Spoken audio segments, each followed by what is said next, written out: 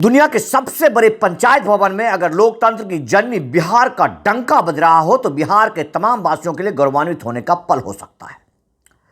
दिनांक 1 फरवरी 2025 को आम बजट 2025 पेश करते समय भारत की वित्त मंत्री निर्मला सीतारमण के शरीर पर जो साड़ी है वो साड़ी है बिहार के ही पद्मश्री दुलारी देवी के द्वारा दिया गया भेंट स्वरूप। और ये मधुबनी प्रिंटिंग के नाम से मशहूर, मधुबनी प्रिंटिंग के नाम से विश्व विख्यात जो साड़ियां हैं उन साड़ियों के कलेक्शन में से एक निर्मला सीतारमण आज इसी साड़ी को पहनकर आई और एक ऐसे लोकसभा बजट, एक ऐसे आम बजट को पेश की जिसको सुनकर देखकर लोग दंग रह गए। सबसे बड़ी बात यह है कि इस आम बजट से लगभग ऊंचे और निचले और मध्यम वर्गीय के लोगों लगभग समान तौर पर सभी का ख्याल रखा गया है। सबसे पहले किसानों के लिए, खास करके बिहार से ही किसानों के लिए पिटारा खोला गया, उसमें बिहार का खास ख्याल रखा गया, जिसमें कि मखाना उद्योग जो कि विघटन के कगार पर है, मखाना उद्योग के तमाम कर्मी कर्मचारी और यहाँ तक कि किसान से लेकर के जो मजदूर हैं, काफ़ी मेहनत मशक्कत वाला जो ये कारोबार है, ये प्रोसेसिंग यूनिट है, वो लगभग बैठने की कगार पर था, जिसके उद्यम को बढ़ावा देने के लिए विश्व स्तर पर लाने के लिए निर्मला सीतारमण के द्वारा पिटारा खोला गया, जिसमें से विशेष पैकेज की घोषणा हुई है।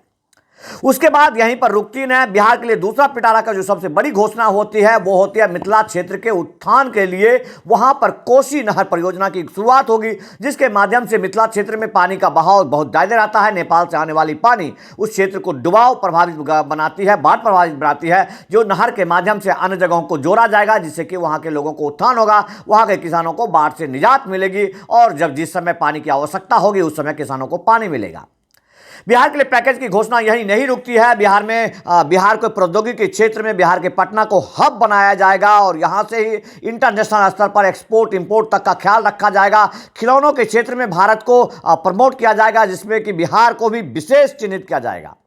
शिक्षा के क्षेत्र की जैसे ही बात आई तो आईटी सेक्टर में 5 खास करके उन संस्थानों को बढ़ावा मिलेगा जो हालिया दिनों में जिनको लाया गया है और उसमें सबसे ज़्यादा पटना आईआईटी को वित्त पोषित किया जाएगा और इसके माध्यम से उसको उत्थान किया जाएगा। बिहार के लिए अन्य जो फायदे लाभ मिलने वाले में से चीज है कि पूर्वोत्तर क्षेत्रों को ध्यान रखते हुए और सूक्ष्म उद्योग में एमएससी मंत्री बिहार से हैं जीतन राम मांझी और उनको ख्याल रखने के लिए एमएससी के माध्यम से जो भी स्टार्टअप लोन दोनों ही लघु और मध्यम दोनों ही वर्ग में आने वाले उद्यमी के लिए खास करके उसका सीमा बढ़ाया गया है। मध्यम लघु उद्योग में अब जहां पर 3 से 5 कर दिया गया है, वहीं 10 करोड़ तक का लोन पा सकेंगे स्टार्टअप लोन के लिए। किसान क्रेडिट कार्ड बहुत मायने रखता है, खास करके बिहार के किसानों को इसका काफी लाभ की आवश्यकता होती है, जिसकी कि जो लोन की सीमा है वो है मात्र 3 लाख तक, जिसको बढ़ा करके 5 लाख कर दिया गया है। कुल मिलाकर के जो आम बजट है वो बजट किसान और मध्यम वर्गीय के लोगों पर सिमट कर रह गया और इसके काफी उत्साहित यही वर्ग है जिनके कमर टूटे हुए रहते हैं। टैक्स स्लैब में बदलाव आया है, जिस बदलाव के साथ 12 लाख तक आपको टैक्स नहीं देना पड़ेगा।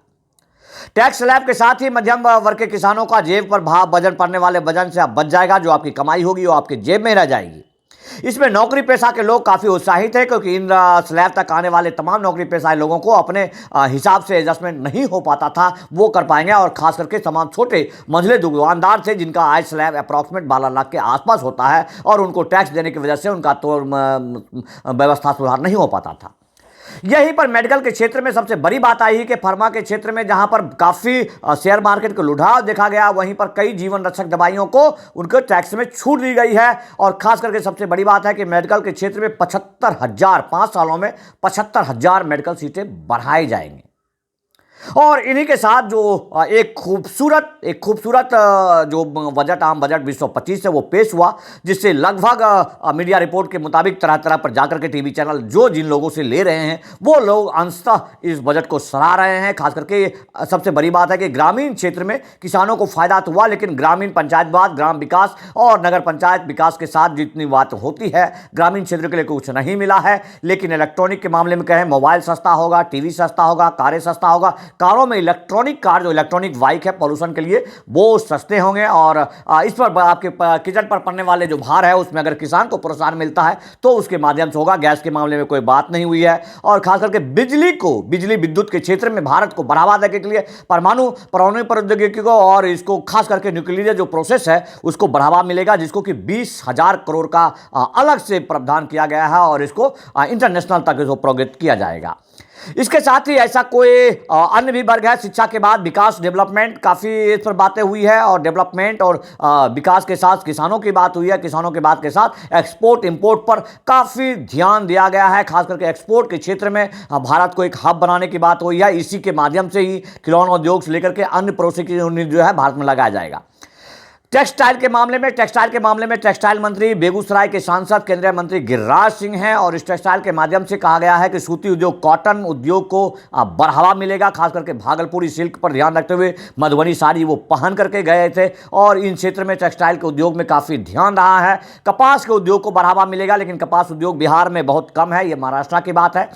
तो कुल मिलाकर के जो 3-4 प्रमुख मंत्रालय जो बिहार में हैं अभी वर्तमान में, उन मंत्रालयों के हिसाब से ध्यान रखा गया है। और सबसे बड़ी बात है कि चुनाव जो इसी साल 2025 में बिहार विधानसभा का चुनाव है, जिसके वजह से एक खास पिटारा बिहार के लिए खुला, जो बिहार के लोगों को काफ़ी दिनों तक इसका लाभ मिलता रहेगा। बिहार में एक अच्छे सोसाइटी का निर्माण होने में जिस प्रकार की कमियां आ रही है, रोजगार की समस्या आ रही है, उस रोजगार की समस्या में पलायन को भी रोकने में बहुत फायदेमंद होंगे। जय हिंद, जय भारत।